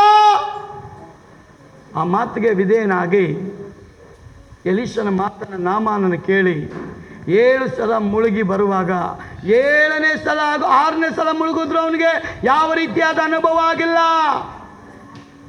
ದೇವರ ವಾಕ್ಯ ಹೇಳ್ತದೆ, ನನ್ನ ಬೋಧನೆ, ನನ್ನ ಸತ್ಯವಾಕ್ಯ ಯಾವಾಗ ನಿಮ್ಮಲ್ಲಿ ರಿಸೀವ್ ಆಗುತ್ತೋ ಅಲ್ಲಿ ಮಿರಾಕಲ್ ನಡೆಯುತ್ತೆ. 7ನೇ ಸಲ ಅವನು ರಿಸೀವ್ ಮಾಡ್ಕೊಳ್ತಾ ಇದ್ದಾನೆ. ರಿಸೀವ್ ಮಾಡ್ಕೊಳ್ತಾ ಇರುವಾಗಲೇ ಅವನ ಶರೀರ ಒಂದು ಮಗುವಿನ ಶರೀರದಾಗೆ ಸ್ಮೂತ್ ಆಗಿ ಆ ಒಂದು ಸ್ವಸ್ಥತೆ ಆಗೋದು ಅವನಿಗೆ ಗೊತ್ತಾಗದ ರೀತಿಯಲ್ಲೇ ಆ ಮಿರಾಕಲನ್ನ, ಆ ಅದ್ಭುತವನ್ನ, ಆ ಸ್ವಸ್ಥತೆಯನ್ನ ಕಂಡಂತ ನಾಮಾನ್ ಭಯಕ್ಕೆ ಒಳಗಾಗಿ ಓಡಿ ಬಂದು ಎಲೀಷನಿಗೆ ಅಡ್ಡ ಬೀಳ್ತಾನೆ. ಅಯ್ಯನವರೇ, ನಿಮ್ಮ ದೇವರು ಸತ್ಯ, ನಿಮ್ಮ ದೇವರ ಬಳಿ ಜೀವ ಇದೆ, ನಿಮ್ಮ ದೇವರ ಬಳಿ ಬಲ ಇದೆ. ಈ ಕಾರ್ಯವನ್ನು ನಾನು ಮಾತ್ರ ಅಲ್ಲ, ನನ್ನ ರಾಜ್ಯದ ಎಲ್ಲ ಜನಗಳಿಗೆ ಒಂದು ಅಲ್ಲೇಲೂಯಾ ಹೇಳ್ರಿ. ಈ ಮಾತನ್ನ, ಈ ಕಾರ್ಯವನ್ನ ನನ್ನ ದೇಶದ ಜನಗಳಿಗೆ, ಎಲ್ಲ ಹಳ್ಳಿ ಪಳ್ಳಿಗಳಿಗೆ ಹೋಗಿ ಈ ದೇವರ ಮಿರಾಕಲನ್ನು ನಾನು ಸಾರ್ತೇನೆ ಅಂತ ಅವನು ಹೇಳ್ತಾನೆ. ಇವತ್ತು ಅದೇ ದೇವರು ಹೇಳ್ತಾನೆ, ನಾನು ದರ್ಶನ ಇಟ್ಕೊಂಡಿದ್ದೆ ನಿಮ್ಮ ಮೇಲೆ ಬೇರೆ, ಅದರ ದರ್ಶನಕ್ಕೆ ನೀವು ಯಾಕೆ ಒಳಗಾಗ್ತಾ ಇಲ್ಲ? ನನ್ನ ಸುವಾರ್ತೆಗೆ ಯಾಕೆ ಒಳಗಾಗ್ತಾ ಇಲ್ಲ? ನನ್ನ ಬೋಧನೆಗೆ ಯಾಕೆ ನೀವು ಒಳಗಾಗ್ತಾ ಇಲ್ಲ? ನನ್ನ ಮಾತನ್ನು ಯಾಕೆ ನೀವು ಕೇಳ್ತಾ ಇಲ್ಲ? ಕೇಳದೇ ಇರುವುದಕ್ಕೆ ಕಾರಣ ಏನು? ನನ್ನ ಬೋಧನೆ ನಿಮ್ಮ ಹೃದಯದೊಳಗೆ ಹೋಗ್ತಾ ಇಲ್ಲ. ಕಾರಣ, ಸೈತಾನನಿಗೆ ಹುಟ್ಟಿದವರಾಗಿದ್ದರೆ ಅವನ ದುರಿಚ್ಛೆಗಳೇ ನಿಮ್ಮ ಒಳಗೆ ಪ್ರವೇಶ ಮಾಡುತ್ತೆ. ಆದರೆ ನಾನು ನಂಬಿರೋದು, ನನ್ನ ನಂಬಿ ಬಂದಂಥವರೇ ನೀವು ನನಗೆ ಹುಟ್ಟಿದವರಾದ ನಿಮಿತ್ತ. ನನ್ನಲ್ಲಿ ಸುಳ್ಳಿಲ್ಲ, ನಾನು ಸತ್ಯವನ್ನು ನುಡಿತೇನೆ, ನೀವು ಸತ್ಯವನ್ನು ನುಡಿರಿ, ಸತ್ಯ ನಿಮ್ಮನ್ನ ಬಿಡುಗಡೆ ಮಾಡುತ್ತೆ. Hallelujah, hallelujah. ಪ್ರಿಯ ಸಹೋದರಿಯೇ, ಎಲೀಷ ಹೇಳಿದ ಮಾತನ್ನು ಕೇಳಲ್ಪಟ್ಟ ನಾಮಾನ್ ಬಿಡುಗಡೆ ಹೊಂದಿದ ಮೇಲೆ ಆ ವಜ್ರ, ಮುತ್ತು, ವೈಡೂರ್ಯ ಎಲ್ಲವನ್ನು ತಂದು ಎಲೀಷನ ಮುಂದೆ ಇಟ್ಟು ತಗೊಳ್ಳಿ ಅಂತ ಹೇಳ್ತಾನೆ. ಆದರೆ ದೇವರ ಭಕ್ತನಾದ ಎಲೀಷ ಹೇಳ್ತಾನೆ, ಐ ಆಮ್ ಸಾರಿ, ಇದನ್ನು ನಾನು ತಗೊಳ್ಳೋದಿಲ್ಲ. ನನ್ನ ಡ್ಯೂಟಿ ನನ್ನ ದೇವರ ಸ್ವರ ಕೇಳಿ ಅವನು ಯಾರಂತ ನಿನಗೆ ಹೇಳೋದಷ್ಟೇ. ನನಗೇನು ಬೇಕೋ ನನ್ನ ದೇವರು ಒದಗಿಸಿಕೊಡ್ತಾನೆ. ನನಗೆ ಯಾರ ಮೂಲಕ ಏನು ಕೊಡಬೇಕೋ ನನ್ನ ದೇವರದನ್ನು ಒದಗಿಸಿಕೊಡ್ತಾನೆ. ನನ್ನ ಕಾಯೋದಕ್ಕೆ, ನೋಡ್ಕೊಳ್ಳೋದಕ್ಕೆ, ಪೋಷಣೆ ಮಾಡೋದಕ್ಕೆ ಜೀವವುಳ್ಳ ದೇವರಿದ್ದಾನೆ. ಹಲ್ಲೆಲೂಯ. ಎಷ್ಟು ಜನ ನಂಬ್ತೀರಾ? ನಮ್ಗೆ ಯಾರು ಹೆಲ್ಪ್ ಇಲ್ಲ ಅಂದರೂ ನಮ್ಮ ದೇವರು ಹೆಲ್ಪ್ ಮಾಡ್ತಾನೆ. ನಮ್ಗೆ ಯಾರು ಸಹಾಯ ಇಲ್ಲ ಅಂದರೂ ದೇವರ ಸಹಾಯ ಇಳಿದು ಬರ್ತದ್ರಿ. ಎಲ್ಲ ಕೈಗಳು ಬಂದಾದರೆ ದೇವರ ಕೈ ನಿನಗಾಗಿ ಬಂದಾಗಲ್ಲ. ಎಲ್ಲ ಬಾಗಿಲುಗಳು ಮುಚ್ಚಿದ್ರು ನಿನಗೋಸ್ಕರ ತೆರೆಯಲ್ಪಟ್ಟ ಬಾಗಿಲು ಮುಚ್ಚಲ್ಲ. ನಿನ್ನನ್ನು ಬಲಪಡಿಸೋದಕ್ಕೆ ದೇವರು ಹೇಳ್ತಾನೆ, ಮಗನೇ ಮಗಳೇ ಭಯಪಡಬೇಡ, ನಿನಗಾಗಿ ಒಂದು ಬಾಗಿಲು ಓಪನ್ ಮಾಡಿದ್ದಾನೆ, ಅದನ್ನ ಯಾರು ಮುಚ್ಚಕ್ಕಾಗಲ್ಲ. ಅದು ತೆಗ್ದಿದ್ದೆ ನಾನು ಮುಚ್ಚಿದ್ರೆ ಓಪನ್ ಆಗಲ್ಲ, ನಾನು ತರಿದ್ರೆ ಯಾರು ಅದನ್ನು ಮುಚ್ಚಕ್ಕಾಗಲ್ಲ. ಅದೇ ಸೈತಾನಿಗೆ ಹೊಟ್ಟೆ ಉರಿ. ಇವ್ರನ್ನ ದೇವ್ರ ಆಶೀರ್ವಾದ ಮಾಡಿಬಿಡ್ತಾನಲ್ಲ, ಅದನ್ನು ನಾನೋಗಿ ಮುಚ್ಚಕ್ಕಾಗಲ್ವಲ್ಲ ಅಂತ ಆ ಹೊಟ್ಟೆ ಕಿಚ್ಚಿಂದಾನೆ ಅನೇಕ ವಿಧವಾದ ರೋಗಗಳನ್ನು, ನೋವುಗಳನ್ನು, ಸಮಸ್ಯೆಗಳನ್ನು, ಇಕ್ಕಟ್ಟುಗಳನ್ನು, ತೊಂದರೆಗಳನ್ನು, ಮಾನಸಿಕವಾದ ಸಮಸ್ಯೆಗಳನ್ನು ನಮ್ಮ ಜೀವಿತದಲ್ಲಿ ಅವನು ತಂದಾಕ್ತಾನೆ ರೀ. ಅದು ದೇವರು ಹೇಳ್ತಾನೆ, ಯೇಸು ಸ್ವಾಮಿ, ಲೋಕದಲ್ಲಿ ನಿಮಗೆ ಕಷ್ಟಗಳುಂಟು, ಅದನ್ನು ನಾನು ಜಯಿಸಿದ್ದೇನೆ. ಹಲ್ಲೆಲೂಯ. ತಲೆನೋವಾ ಯೇಸು ಜಯಿಸಿದ್ದಾನೆ. ಕ್ಯಾನ್ಸರಾ ಯೇಸು ಜಯಿಸಿದ್ದಾನೆ. ಏಡ್ಸಾ ಯೇಸು ಜಯಿಸಿದ್ದಾನೆ. ಗಡ್ಡೆಗಳ ಯೇಸು ಜಯಿಸಿದ್ದಾನೆ. ಎಲ್ಲ ರೋಗಗಳಿಗಿಂತ ಯೇಸು ದೊಡ್ಡವನು. ರೋಗ ನಿನ್ನ ಮುಂದೆ ಇರಲ್ಲ. ಯೇಸು ನಿನ್ನ ಮುಂದೆ ಬಂದರೆ ರೋಗ ಇರಲ್ಲ. ಯೇಸು ನಿನ್ನ ಮುಂದೆ ಬಂದರೆ ಬಡತನ ಇರಲ್ಲ. ಒಂದು ಆಮೇಲೆ ಹೇಳ್ರಿ. ಯಾಕಂದ್ರೆ ಫಿಲಿಪ್ಪಿ 4:19 ಹೇಳ್ತದೆ, ಕ್ರಿಸ್ತೇಸುವಿನ ಐಶ್ವರ್ಯಕ್ಕೆ ತಕ್ಕ ಹಾಗೆ ನಿಮ್ಮ ಕೊರತೆಗಳನ್ನು ದೇವರು ನೀಗಿಸ್ತಾನಂತೆ. ಯಾರ ಮುಂದೆ ಯೇಸು ಇರ್ತಾನೋ ಐಶ್ವರ್ಯ ಅವ್ರ ಹಿಂದೆ ಬಂದು ನಿಂತ್ಕೊಳ್ತದಂತೆ. ಯೇಸು ಮುಂದೆ ಯಾರು ಇರ್ತಾರೋ, ಯೇಸು ಯಾರ ಮುಂದೆ ಇರ್ತಾರೋ ಯಾವ ರೋಗ ಅವರ ಬಳಿಗೆ ಬರಲ್ಲ, ಬಂದರೂ ಅಲ್ಲಿ ಇರಲ್ಲ. ನನ್ನ ದೇವರಿಂದ ಅದನ್ನು ತೆಗೆಯೋದಕ್ಕೆ ಸಾಧ್ಯ. ಎಲೀಷ ತೆಗೆದು ಬಿಟ್ಟ. ಗೆಹಜಿ ಆಸೆ ಪಟ್ಟ. ಅದರ ನಿಮಿತ್ತವಾಗಿ ಎಲೀಷ ಕೇಳ್ತಾನೆ, ಎಲ್ಲೋಗಿದೆ ಗೆಹಜಿ?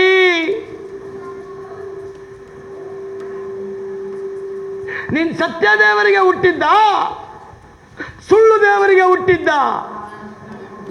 ಎಲೀಷ ಗೆಹಜಿಗೆ ಕೇಳ್ತಾನೆ. ಅವನಿಗೆ ಒಂದೇ ಸಲ ನಡುಕ ಬಂದು ಬಿಡ್ತದೆ. ಅಯ್ಯೋ, ನಾನಲ್ಲಿ ಚಿನ್ನ, ಬೆಳ್ಳಿ, ಬಂಗಾರವನ್ನು ತೆಗೆದುಕೊಂಡಿದ್ದು ಇವನಿಗೆ ಗೊತ್ತಾಗೋಯ್ತಾ?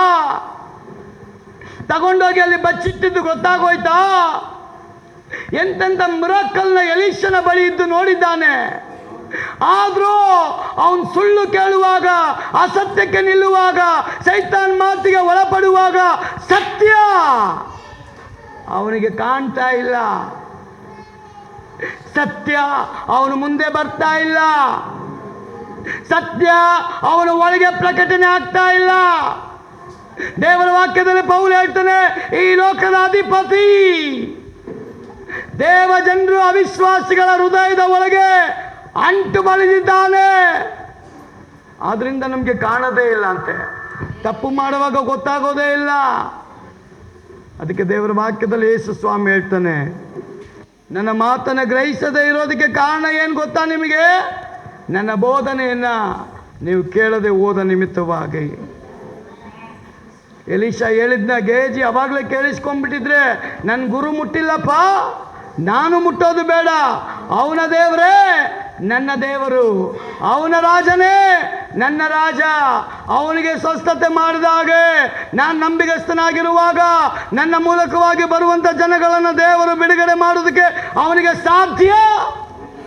ನೀವು ನಂಬ್ರಿ, ನಿಮ್ಮ ಮನೆ ಹತ್ರ ಯಾರಾದರೂ ಬಂದು ಸಿಸ್ಟರ್ ನನಗೆ ಪ್ರೇಯರ್ ಮಾಡಿ ಅಂತ ಹೇಳಿದ್ರೆ ಅವ್ರಿಗೂ ಮೊಣಕಾಲಾಕಿ ಪ್ರಾರ್ಥನೆ ಮಾಡಿ ನಿಮ್ಮ ಮೂಲಕ ದೇವರು ಜಯನ ತರ್ತಾನೆ.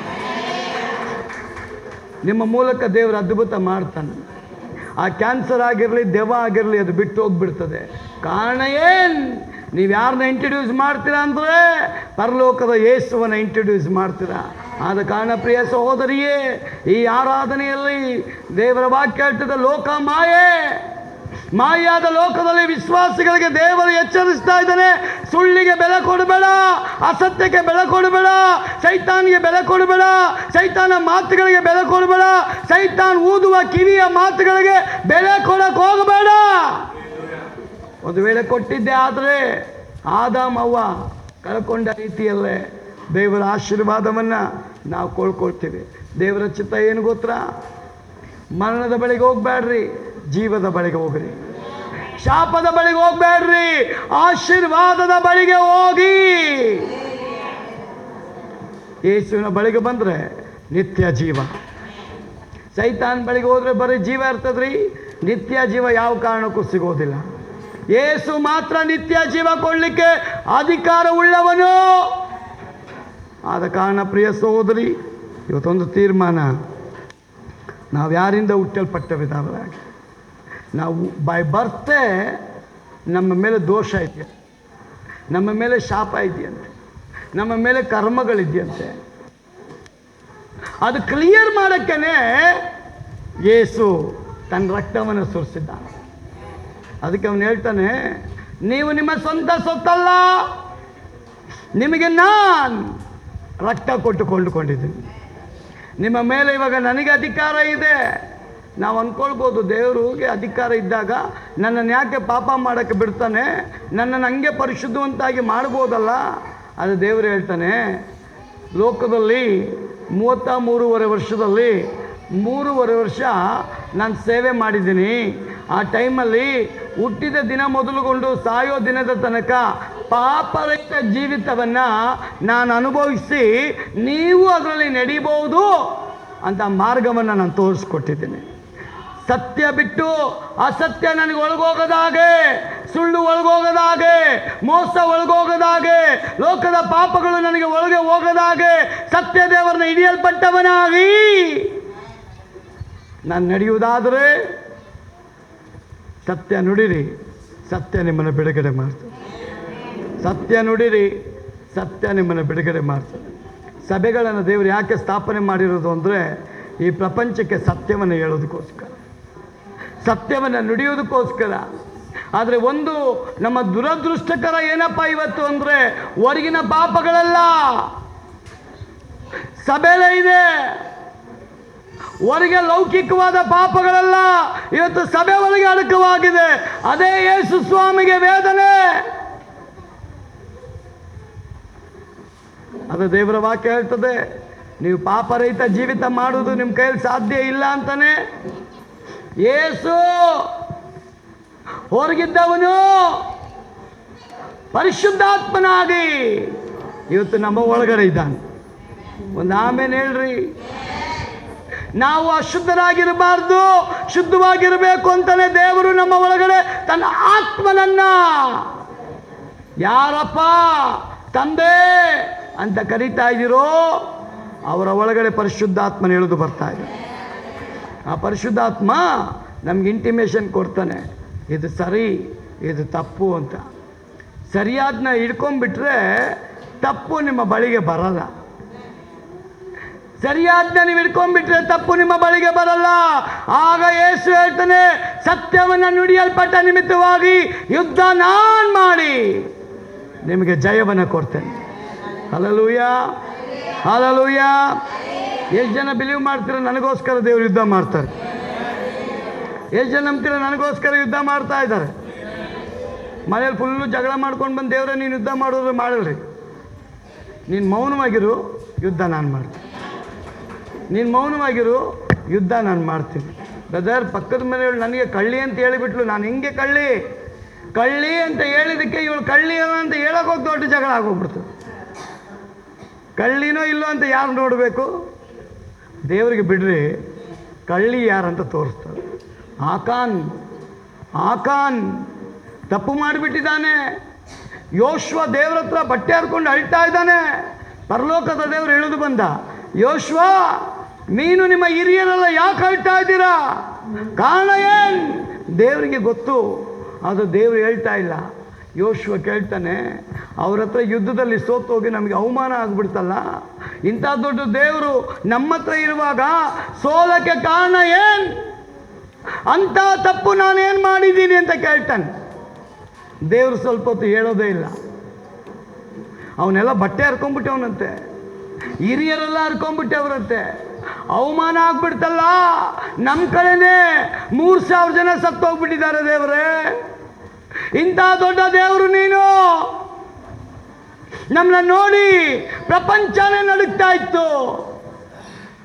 ಆದ್ರೆ ಇವತ್ತು ಈ ಸೋಲಿಗೆ ಕಾರಣ ಏನ್? ಆಗ ಯೆಹೋವನು ಯೋಶುವನಿಗೆ ಹೇಳಿದ್ದೇನೆಂದರೆ, ಏಳು, ನೀನು ಈ ಪ್ರಕಾರ ಬೋರಲು ಬಿದ್ದಿರುವುದು ಯಾಕೆ? ಇಸ್ರಾಯೇಲರು ನನ್ನ ನಿಬಂಧನೆಯನ್ನು ಮೀರಿ ಪಾಪಿಷ್ಠರಾಗಿದ್ದಾರೆ. ಮೀಸಲಾದ ವಸ್ತುಗಳನ್ನು ತೆಗೆದುಕೊಂಡು ಕಳ್ಳರಾಗಿ ತಮ್ಮ ಸಾಮಾನುಗಳಲ್ಲಿ ಅಡಗಿಸಿಬಿಟ್ಟು ವಂಚಕರಾದರು. ಆದುದರಿಂದ ಇಸ್ರಾಯೇಲ್ಯರು ಶತ್ರುಗಳ ಮುಂದೆ ನಿಲ್ಲಲಾರದೆ ಅವರಿಗೆ ಬೆನ್ನು ತೋರಿಸಿದರು. ಅವರು ಶಾಪಗ್ರಸ್ತರೇ. ಅಲ್ಲೇಲುಯಾ, ಜೋರಾಗಿ ಹೇಳ್ರಿ. ನಾನು ಕದಿವಾಗ ಯಾರು ನೋಡ್ತಾರೆ? ಈ ಕೈ ಕದಿವಾಗ ಯಾರು ನೋಡ್ತಾರೆ? ಈ ಕೈ ಕದಿವಾಗ ಯಾರು ನೋಡ್ತಾರೆ? ಕಳ್ತನಕ್ಕೆ ನಡೆಸೋ ಕಾಲ್ಗಳನ್ನ ಯಾರು ನೋಡ್ತಾರೆ? ಕಳ್ತನ ಮಾಡುವಂತ ಹೇಳೋ ಮನಸ್ಸನ್ನ ಯಾರು ನೋಡ್ತಾರೆ? ಪ್ರೇರೇಪಿಸುವಂಥ ಹೃದಯನ ಯಾರು ನೋಡ್ತಾರೆ? ನಿನ್ನ ಜೀವವುಳ್ಳ ದೇವರು ನೋಡ್ತಾನೆ. ಆಕಾನ್ ತಪ್ಪು ಮಾಡಿಬಿಟ್ಟ. ಯೋಶ್ವ ಶಿಕ್ಷೆಗೆ ಒಳಗಾಗಿದ್ದಾನೆ. ಯೋಶ್ವ ಹಿರಿಯರೆಲ್ಲ ಅಳ್ತಾ ಇದ್ದಾರೆ, ದೇವಾ ಸೋಲಿಗೆ ಕಾರಣ ಏನ್? ದೇವ್ರು ಸ್ವಲ್ಪ ಹೊತ್ತಾದ್ಮೇಲೆ ಹೇಳ್ತಾರೆ, ಈ ಸೋಲಿಗೆ ಕಾರಣ ಏನು ಗೊತ್ತಾ? ನನ್ನವರಾದ ನನ್ನ ಜನ ನನ್ನ ನಿಬಂಧನೆಯನ್ನ ಮೀರಿ ಬಿಟ್ರಲ್ಲ. ಹಂಗಾದ್ರೆ ಆ ನಿಬಂಧನೆ ಏನು? ಹೋಗಿ ಯುದ್ಧ ಮಾಡಿ ಕ್ರಮಬದ್ಧವಾಗಿ ಅವ್ರನ್ನ ಸೋಲಿಸಿ ತದನಂತರ ಅವ್ರನ್ನ ಎಳ್ಕೊಂಡು ಬರಬೇಕಂತೆ. ಆದರೆ ಇವನೇನು ಮಾಡಿದನು? ಆಕಾನ್ ಆ ಬಟ್ಟೆ ಆಸೆ ಆಗೋಯ್ತಂತೆ, ನಿಲುವಂಗಿ ಆಸೆ ಆಗೋಯ್ತಂತೆ, ಅವ್ರದ್ದು ಸ್ವಲ್ಪ ಬೆಳ್ಳಿ ಆಸೆ ಆಗೋಯ್ತು, ಅವ್ರದ್ದೊಂದು ಸ್ವಲ್ಪ ಚಿನ್ನ ಆಸೆ ಆಗೋಯ್ತು. ಅವನು ಯಾರಿಗೂ ಹೇಳದೆ ಅದನ್ನು ತೆಗೆದುಕೊಂಡು ಬಚ್ಚಿಟ್ಟು ಸೈಲೆಂಟಾಗಿ ಬಂದ್ಬಿಟ್ಟಿದ್ದಾನೆ. ಅದು ದೇವರಿಗೆ ನೋವಾಗೋಯ್ತು. ಕೇಳಿದ್ದೆಲ್ಲ ಕೊಡ್ತೀನಿ ಇವರಿಗೆ, ಆದರೂ ಈ ತಪ್ಪು ಮಾಡಿಬಿಟ್ರಲ್ಲ, ಇದು ನನಗೆ ಅವಮಾನಕರವಾದ ಸಂಗತಿ ಅಂತ ದೇವರೇನು ಮಾಡ್ತಾನೆ? ಗೆಲ್ಲುವಂಥ ಯುದ್ಧನ ಸೋಲುವಂತೆ ಮಾಡಿಬಿಡ್ತಾನೆ. ಸೋತಾದ ನಿಮಿತ್ತವಾಗಿ ದೇವ್ರ ಜೊತೆ ಒಳ್ಳೆ ಕಮ್ಯುನಿಕೇಷನ್ ಇದ್ದಂಥ ಯೋಶ್ವ ಹಿರಿಯರನ್ನ ಕರ್ಕೊಂಡು ಬಂದು ಬೋರಲ ಬಿದ್ದವನು. ಆಲಯದಲ್ಲಿ ಅಳ್ತಾ ಇದ್ದಾನೆ, ಬಟ್ಟೆ ಹರ್ಕೊಂಡಿದ್ದಾನೆ. ದೇವರು ಇಳಿದು ಬಂದು ಕೇಳ್ತಾನೆ, ಯೋಶ್ವ ಯಾಕೆ ಅಳ್ತಾ ಇದೀಯ? ಆಗ ಅವನು ಅಳ್ತಾ ಹೇಳ್ತಾನೆ, ನಾವು ಸೋತೋದಕ್ಕೆ ಕಾರಣ ಗೊತ್ತಿಲ್ಲ. ಆಗ ದೇವರು ಹೇಳ್ತಾರೆ, ನನ್ನ ನಿಬಂಧನೆಯನ್ನು ಜನ ಮೀರಿದ, ನನ್ನ ನಿಬಂಧನೆಯನ್ನು ಈ ಜನ ಮೀರಲ್ಪಟ್ಟಿದ್ದಾರಲ್ಲ, ಯಾರೀ ಕೆಟ್ಟ ಕೆಲಸ ಮಾಡಿದ್ರು ಅವ್ರಿಗೆ ನಾನು ನಿನ್ನ ಟೈಮ್ ಕೊಡ್ತೀನಿ. ಅವ್ರನ್ನ ಹುಡುಕಿ ನೀನು ತೆಗೆಯೋದಾದರೆ ನಾನು ತಿರುಗಿ ನಿನ್ನ ಜೊತೆಯಲ್ಲಿ ಯುದ್ಧ ಮಾಡಿ ಜಯ ಕೊಡ್ತೇನೆ. ಪ್ರಿಯ ಸಹೋದರಿ, ಅವನು ಕುಲ, ಗೋತ್ರ, ಕುಟುಂಬ, ವ್ಯಕ್ತಿಯನ್ನು ಎಲ್ಲರನ್ನ ವಿಂಗಡಿಸಿ ಅಂತಿಮವಾಗಿ ಆಕಾನ್ ತನ್ನ ತಪ್ಪನ್ನು ಒಪ್ಕೊಳ್ತಾನೆ. ನಾನೇ ಆ ತಪ್ಪು ಮಾಡಿದ್ದು. ಆ ತಪ್ಪಿಗೆ ಕಾರಣ ಏನು? ಅವನು ಕೇಳುವಾಗ ಅವನು ಹೇಳ್ತಾನೆ, ಅವನು ಹೆಂಡತಿಗೋಸ್ಕರ ತಗೊಂಡೆ ಅಂತ ಹೇಳಲ್ಲ, ಮಕ್ಕಳಿಗೋಸ್ಕರ ತಗೊಂಡೆ ಅಂತ ಹೇಳಲ್ಲ, ನಾನು ಜಮೀನು ಮಾಡಬೇಕು ಅಂತ ತಗೊಂಡೆ ಅಂತ ಹೇಳಲ್ಲ, ಆಸ್ತಿ ಮಾಡಬೇಕು ಅಂತ ತಗೊಂಡೆ ಅಂತ ಹೇಳಲ್ಲ. ಅವನು ಹೇಳ್ತಾನೆ ಆಸೆಯ ನಿಮಿತ್ತ, ಆಸೆಯ ನಿಮಿತ್ತ ನಾನು ತಪ್ಪು ಮಾಡಿಬಿಟ್ನಲ್ಲ, ಆಸೆಯ ನಿಮಿತ್ತ ನಾನು ತಪ್ಪು ಮಾಡಿದ್ದಕ್ಕೆ ನಾನು ಆ ಶಿಕ್ಷೆಗೆ ಒಳಗಾಗ್ತೇನೆ. ಆ ಶಿಕ್ಷೆ ಏನು ಗೊತ್ತಾ? ಅವನು ಜೀವಂತವಾಗಿರೋ ಹಾಗಿಲ್ಲ. ಅಲ್ಲಿರೋ ಎಲ್ಲ ಜನಗಳು ಕಲ್ಲು ತಗೊಂಡು ಅವನ್ನ ಹೊಡೆದು ಸಾಯಿಸಿದೆ. ಹಾಗಾದರೆ ಪ್ರಿಯ ಸಹೋದರಿಯೇ, ದೇವರ ವಾಕ್ಯ ಹೇಳ್ತದೆ, ನನ್ನ ಮಾತನ್ನ ಗ್ರಹಿಸದೆ ಇರುವುದಕ್ಕೆ ಕಾರಣವೇನ್? ನನ್ನ ಬೋಧನೆಗೆ ಕಿವಿಗೊಳ್ಳಲಾರದೆ ಇರುವುದೇ ಕಾರಣ. ನನ್ನ ದೇವ್ರ ಜೊತೆ ಜಾಸ್ತಿ ಮಾತಾಡ್ರಿ, ನಿಮ್ಮ ಜೊತೆ ದೇವ್ರು ಮಾತಾಡ್ತಾನೆ. ಎಷ್ಟು ಜನಕ್ಕೆ ಆಸೆ ದೇವ್ರ ಹತ್ರ ಜಾಸ್ತಿ ಟೈಮ್ ಸ್ಪೆಂಡ್ ಮಾಡ್ಬೇಕಂತ? ನಾನು ಸತ್ಯ ಹೇಳ್ತಾ ಇದ್ದೀನಿ, ದೇವ್ರ ಜೊತೆ ಟೈಮ್ ಸ್ಪೆಂಡ್ ಮಾಡಿ ನೋಡ್ರಿ. ನೀವು ಅಂದ್ಕೊಳ್ಬೋದು ನಾನು ಪಾಪಿ, ನಾನು ಇಂಥವಳು, ನಾನು ಇಂಥವನು, ನನ್ನ ಜೊತೆ ದೇವ್ರು ಮಾತಾಡ್ತಾನ? 100ಕ್ಕೆ 100 ನಿಮ್ಮ ಜೊತೆ ದೇವ್ರು ಮಾತಾಡ್ತಾನೆ. ನಿಮ್ಮನ್ನ ತಳ್ಳಲ್ಲ ದೇವ್ರು. ನೀನು ಬೇಡ ಹೋಗಮ್ಮ, ನೀನು ಪ್ರೇಯರ್ ಸರಿಗೆ ಮಾಡಲ್ಲ, ನೀನು ನನ್ನ ಮಾತು ಕೇಳಿಲ್ಲ, ನೀನು ಬೇಡ ಹೋಗು ಅಂತ ದೇವ್ರು ತಳ್ಳೋ ದೇವ್ರಲ್ಲ. ಎತ್ತ ತಂದೆ ತಾಯಿ ತಳ್ತಾರ್ರಿ, ನಾನು ಏಸು ನಿಮ್ಮನ್ನು ತಳ್ಳಲ್ಲ. ತಪ್ಪನ್ನು ಒಪ್ಪಿಕೊಂಡು ಅರಿಕೆ ಮಾಡಿ ಅವನು ಮುಂದೆ ಬಂದರೆ ನಿಮ್ಮನ್ನ ಕಲಿಸೋದಕ್ಕೆ ಇಷ್ಟಪಡ್ತಾನೆ, ಬೆಳೆಸೋದಕ್ಕೆ ಇಷ್ಟಪಡ್ತಾನೆ, ನಡೆಸೋದಕ್ಕೆ ಇಷ್ಟಪಡ್ತಾನೆ, ಸಾಕ್ಷಿಯಾಗಿರೋಕ್ಕೆ ಇಷ್ಟಪಡ್ತಾನೆ, ನಿಮ್ಮ ಮೂಲಕ ಆ ತೇಜಸ್ಸನ್ನು ಹೊರಗಾಕೋಕ್ಕೆ ಇಷ್ಟಪಡ್ತಾನೆ. ಹಲ್ಲೆಲೂಯಾ. ಆದ ಕಾರಣ ಒಂದು ತೀರ್ಮಾನ ಮಾಡೋಣ. ಇವತ್ತು ಆದಾಮವ ತಪ್ಪು ಮಾಡಿ ದೇವರ ಶಿಕ್ಷೆಗೆ ಒಳಗಾದ, ಗೆಹಜಿ ತಪ್ಪು ಮಾಡಿ ದೇವರ ಶಿಕ್ಷೆಗೆ ಒಳಗಾದ. ಎಲೀಷ ಹೇಳ್ತಾನೆ ಏನಂತ ಗೊತ್ತಾ? ಅವ್ರದ್ದು ಬೆಳ್ಳಿ ಬೇಕು ನಿನಗೆ, ಬಂಗಾರ ಬೇಕು ನಿನಗೆ, ವಸ್ತುಗಳು ಬೇಕು ನಿನಗೆ, ಅವ್ರು ಬಿಟ್ಟು ಹೋಗಿರೋ ಕುಷ್ಠ ಬೇಡವಾ? ಅವನು ಕೇಳೋ ಪ್ರಶ್ನೆಗೆ ಗೆಹಜಿಗೆ ಕೈ ಕಾಲೆಲ್ಲ ನಡ್ಕ ಬಂದುಬಿಡ್ತು. ಅವನಿಗೆ ಕನ್ಫರ್ಮ್ ಆಯಿತು, ನನ್ನ ಗುರು ಬಿಡಲ್ಲ, ಆ ಬೆಳ್ಳಿ, ಆ ಬಂಗಾರ, ಆ ವಸ್ತುಗಳನ್ನ ನಾನು ಕದ್ದು ಮುಚ್ಚಿ ಇಟ್ಟು ಬಂದ ನಿಮಿತ್ತವಾಗಿ ಆ ನಾಮಾನ್ ಬಿಟ್ಟು ಹೋಗಿರುವಂಥ ಕುಷ್ಠರೋಗ ಈ ಗೆಹಜಿ ಮೇಲೆ ಬಂದ ನಿಮಿತ್ತವಾಗಿ ಅವು ನಿಮ್ಮದಂತೆ ಬೆಳಕಾಗ್ಬಿಟ್ಟ. ಆ ರೋಗ ಹೋಗ್ಲೇ ಇಲ್ಲ, ಆ ರೋಗ ಹೋಗ್ಲೇ ಇಲ್ಲ ಅಂತ. ಪ್ರಿಯ ಸಹೋದರಿ, ದೇವರ ಮಾತನ್ನು ಕೇಳು, ಇರೋ ರೋಗ ಹೋಗ್ಬಿಡ್ತದೆ. ಮಾತನ್ನು ಕೇಳದೆ ಹೋದರೆ ಬೇರೆ ರೋಗಗಳ ಒಳಗೆ ಬಂದುಬಿಡ್ತದೆ. ಅದಕ್ಕೆ ಯೇಸು ಹೇಳ್ತಾನೆ, ಎಲೆ ಕಷ್ಟಪಡುವವರ ಹೊತ್ತವರೇ ನೀವೆಲ್ಲರೂ ನನ್ನ ಬಳಿಗೆ ಬನ್ನಿರಿ, ನಾನು ನಿಮಗೆ ವಿಶ್ರಾಂತಿ ಕೊಡ್ತೇನೆ. ಇವತ್ತು ಯೇಸು ಒಬ್ಬನೇ ನಿಮಗೆ ಸಮಾಧಾನ ಕೊಡೋಕ್ಕೆ ಸಾಧ್ಯ, ಯೇಸು ಒಬ್ಬನೇ ನಿಮಗೆ ಬಿಡುಗಡೆ ಕೊಡೋಕ್ಕೆ ಸಾಧ್ಯ, ಯೇಸು ಒಬ್ಬನೇ ನಿಮ್ಮನ್ನು ಮಾಯಾದ ಲೋಕದಲ್ಲಿ ನಡೆಸೋದಕ್ಕೆ ಸಾಧ್ಯ. ಒಂದು ಆಮೇಲೆ ಹೇಳ್ರಿ. ನಾವೆಲ್ಲರೂ ಎದ್ದು ನಿಂತುಕೊಳ್ಳೋಣ, ನಮ್ಮ ದೇವರಿಗೆ ಒಪ್ಪಿಸಿಕೊಡೋಣ. ದೇವರೇ, ಗೊತ್ತಿದ್ದು ಗೊತ್ತಿಲ್ಲದೆ ನಾವು ತಪ್ಪು ಮಾಡಿದರೆ ನಮ್ಮನ್ನು ಮಾರ್ಪಡಿಸಪ್ಪ. ನಿನ್ನ ಮಾತನ್ನು ಕೇಳುವಂಥ ಭಾಗ್ಯ ನಮಗೆ ಕೊಡು ಸ್ವಾಮಿ. ಆ ಮಾತಿಗೆ ಅನುಗುಣವಾಗಿ ನಡೆಯತಕ್ಕ ಹೃದಯ ನಮಗೆ ಕೊಡಪ್ಪ. ನಾವು ದಾರಿ ತಪ್ಪಿ ಹೋಗದಾಗೆ ನಮ್ಮನ್ನು ಕಾದು ಕಾಪಾಡು ಸ್ವಾಮಿ. ದೇವರೇ, ಪ್ರಾರ್ಥನೆ ವೈರಾಗ್ಯ ಕೊಡಪ್ಪ, ಆರಾಧನೆ ವೈರಾಗ್ಯ ಕೊಡಪ್ಪ, ವಾಕ್ಯ ಓದುವ ವೈರಾಗ್ಯ ಕೊಡಪ್ಪ, ನಿನ್ನ ಕೆಲಸಗಳು ಮಾಡುವ ವೈರಾಗ್ಯ ಕೊಡಪ್ಪ, ನಿನಗಾಗಿ ಸಾಕ್ಷಿಯಾಗಿ ಜೀವಿಸುವ ವೈರಾಗ್ಯ ನನ್ನ ಒಳಗೆ ಕೊಡಪ್ಪ. ನೀವು ಕೇಳ್ರಿ, ನಮ್ಮ ದೇವರು ಕೊಟ್ಟು ನಡೆಸೋದಕ್ಕೆ ಶಕ್ತನಾಗಿ. ನಾವೆಲ್ಲ ಕಣ್ಗಳು ಮುಚ್ಚಿ ನಮ್ಮ ದೇವ್ರನ್ನ ಕೇಳೋಣ. ದೇವರೇ, ಈ ಚಿಕ್ಕ ಹಿಂಡಿನಲ್ಲಿ ದೊಡ್ಡ ದೇವರಾಗಿ ಕಾರ್ಯ ಮಾಡ್ತಾ ಇದೆಯಾ, ಈ ಗ್ರಾಮದಲ್ಲಿ ನೀನು ಕಾರ್ಯ ಮಾಡ್ತಾ ಇದೆಯಾ, ಈ ಸಭೆಯಲ್ಲಿ ನೀನು ಕಾರ್ಯ ಮಾಡ್ತಾ ಇದೆಯಾ. ಬಂದವರು ಯಾರು ಹಾಗೆ ಹೋಗದೆ ಆ ದೈವ ಸ್ಪರ್ಶದ ಬಿಡುಗಡೆಯ ಮೂಲಕವಾಗಿ ನಿನ್ನ ಜನಗಳು ಹೋಗಲಿ ಎಂದು ನಾನು ಪ್ರಾರ್ಥಿಸ್ತೇನೆ.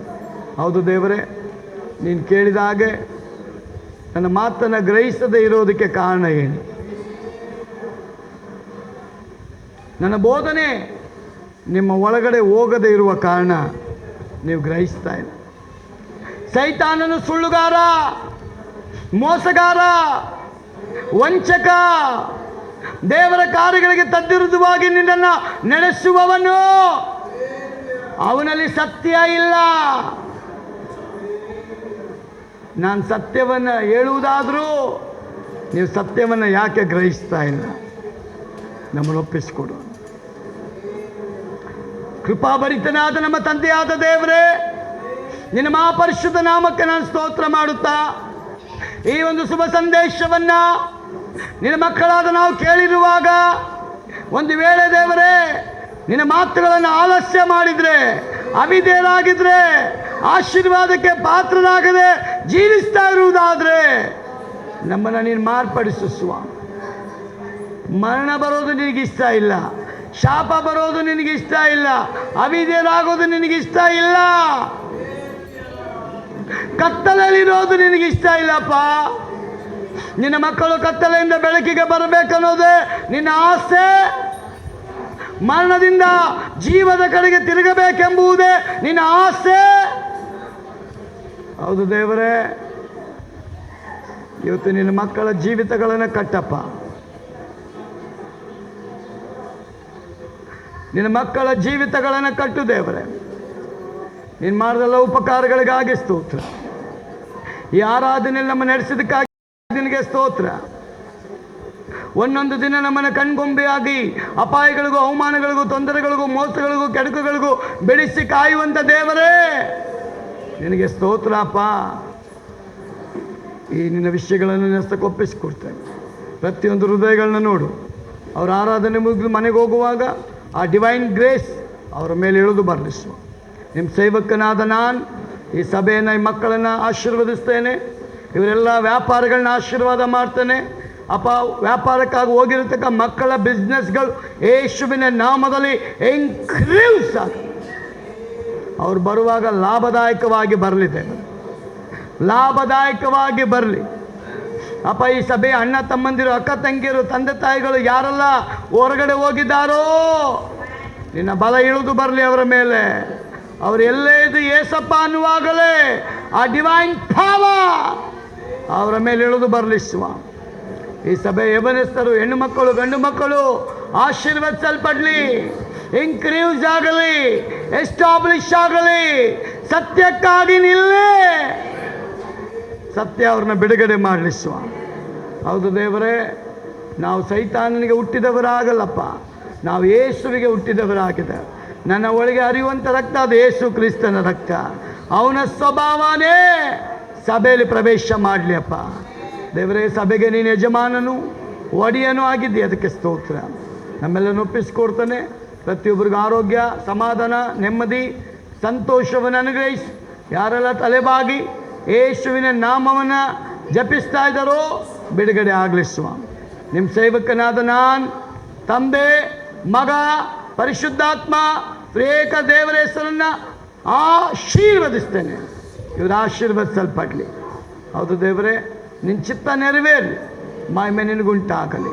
ಪ್ರಾರ್ಥನೆ ಕೇಳೋದಕ್ಕಾಗಿ ಸ್ತೋತ್ರ. ಯೇಸುವಿನ ನಾಮದಲ್ಲಿ ಬೇಡ್ತೀನಿ ನಮ್ಮ ಜೀವಳ ತಂದೆ, ಆಮೇನ್. ನಾವು ದೇವರ ಆಶೀರ್ವಾದ ಹೊಂದಿಕೊಳ್ಳೋಣ. ನಮ್ಮ ಕರ್ತನಾದ ಯೇಸು ಕ್ರಿಸ್ತನ ಕೃಪೆ, ತಂದೆಯಾದ ದೇವರ ಪ್ರೀತಿ, ಪರಿಶುದ್ಧಾತ್ಮನ ಐಕ್ಯತೆ, ಸಹವಾಸ, ನ್ಯೂನತೆ, ವಿಶೇಷವಾಗಿ ಆರಾಧನೆಯಲ್ಲಿ ಭಾಗವಹಿಸಲ್ಪಟ್ಟಂಥ ಸಣ್ಣವರು ಮೊದಲು ದೊಡ್ಡವರ ತನಕ ಇಂದಿನಿಂದ ಕರ್ತನ ಬರೋಣದವರೆಗೂ ಎಂದೆಂದಿಗಿರುವುದಾಗಲಿ. ಆಮೇನ್, ಆಮೇನ್. ಎಲ್ಲರಿಗೂ ಪ್ರೈಸ್ ಲಾರ್ಡ್. ದೇವರು ನಿಮ್ಮನ್ನು ಆಶೀರ್ವದಿಸಲಿ. Praise lord.